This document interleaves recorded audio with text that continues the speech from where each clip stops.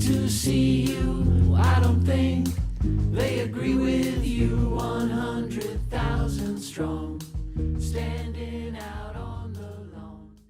Okay, everybody, welcome to X Generation Now. Our reviews here at Generation X Now have one rule.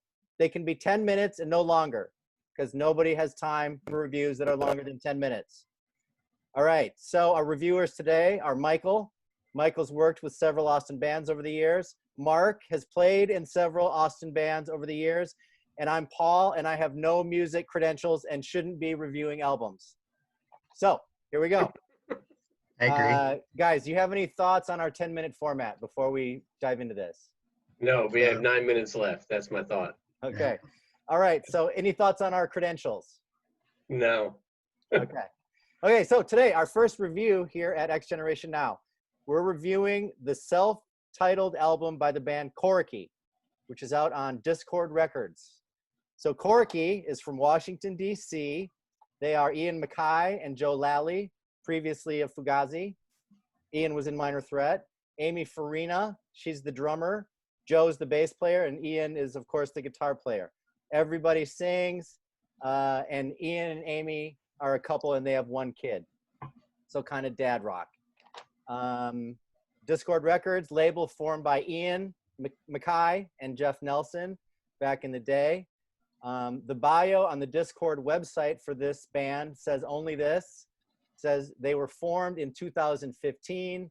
Coriky did not play their first show until 2018. They have recorded one album. They hope to tour. The album was recorded with Don Zentera at Inner Ear Studios in Arlington, Virginia.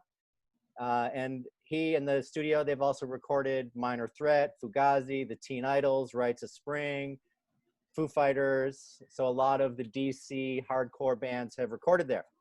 So a little background really quickly. Fugazi started in '87. They ended in 2003. They released 7 records. Ian MacKaye and Amy then started a band called The Evens. They put out 3 records. Joe Lally has put out 3 solo records. And he recently put out an album with Fugazi's Brendan Canty, sort of a jazz rock thing, and they are the Mesthetics. Not very jazzy. Not very jazzy? No, just craziness. Very cool. I watched a little of their Tiny Desk performance, and I was liking it. It was, yeah, more rock. So the reviews are calling this record the post-punk or indie. Nobody knows what Coriky means. It's maybe a dice game. There's no photos of the band. There's no videos on YouTube. So that's kind of classic Ian MacKaye. There's no t-shirts. Nothing.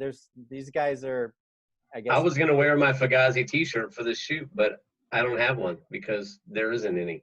Right. Yeah. So they're kind of mysterious. One thing, there's a recent interview with this guy Nardwar. If you don't know who that is, look him up. He's very interesting fella.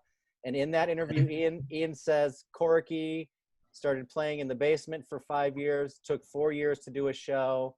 And really the only fact or tidbit was that the album release was pushed because of COVID. So it came out a couple weeks after it was supposed to. It's received pretty good reviews. It has an 85 Metacritic score. Okay, Mark, let's hear your take on this record. And you don't Can have we much listen to it? time. Can we listen to a little bit? Sure. All right. Let's start with Clean Kill, track 1.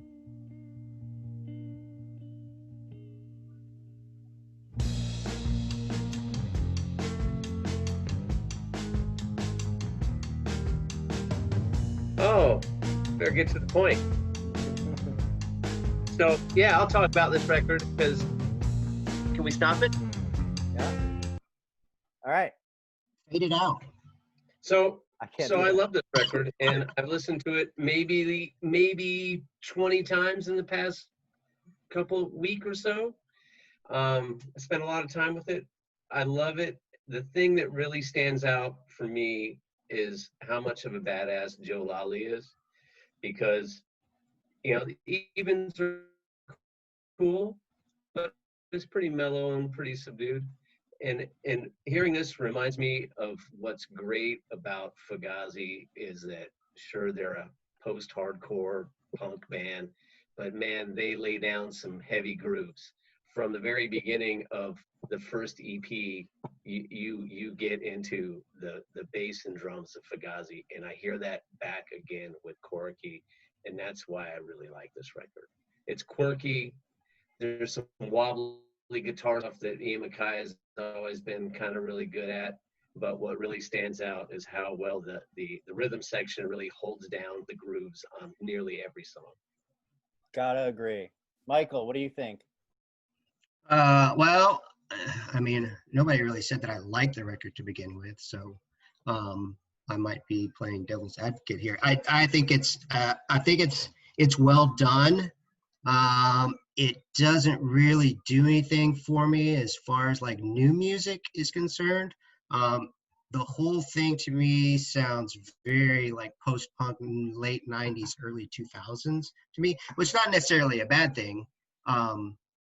But there are a few songs on it that really stand out, like Clean Kill catches my attention, Inauguration Day, which I think we'll probably get to these as well. The rest of it doesn't do a whole lot for me. Like I said, it's not like it's a bad record. I just don't feel like it's doing anything super new and interesting. I mean, I think it's great that that they're still putting music together, and it's very obvious that they've been playing together for a while. Obviously, you know, through all their experience recording bands and playing in bands.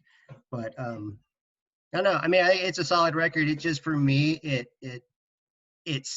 reminds me of an era that's passed for a while, and for me, Yeah, like but shit comes back. No. No, everything is cyclical for sure. I mean, I like to put records in like two different categories. It's like, if I'm going to pay money for vinyl, would I pay money for this on vinyl? And the answer would probably be no. But it's But I only listen to it. $9.49 because that's the That's their model. the That's their badass business part. model. that's the Discord business model. You don't pay more than $10 for a record. You don't pay more than Okay. $5 for a show. Yeah. So Well, you know, okay, Good. so my side of it, I get what you're saying, Michael. I guess there's a nostalgia factor for sure. But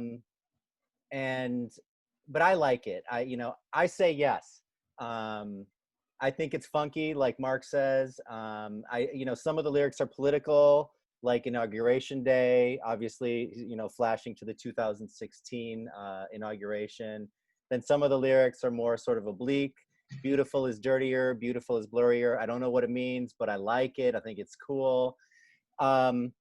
I like when Amy and Ian sing together. I think that they sound great together, and that's what sort of distinguishes it from a Fugazi record for me.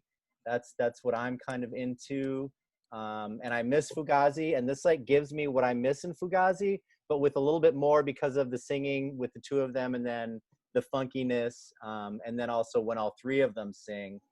Like at the Let's end of that BQ. talk about the aesthetics of Revolution Summer and what it meant, right?